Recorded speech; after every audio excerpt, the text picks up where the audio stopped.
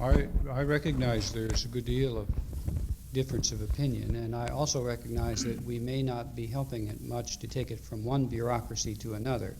But I think the commission of the HEW is to look after the poor, the malnourished, the helpless. The commission of agriculture is quite different, and it has seemed to many of us that it was wrong in principle for them to be responsible for this program, when their primary responsibility was to deal with excess commodities.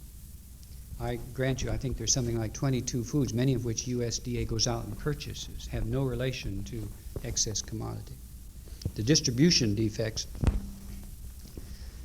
go someplace, if you are undecided about this, go someplace where it's being distributed and just look around.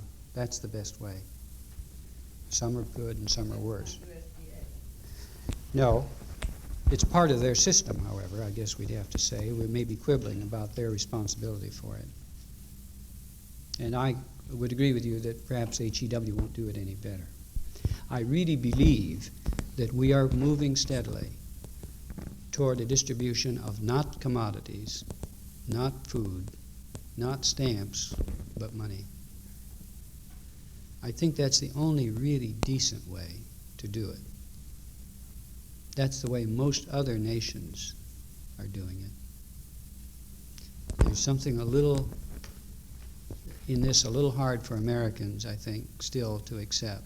It just seems like too much of a free load opportunity. But I believe that's what we'll come to.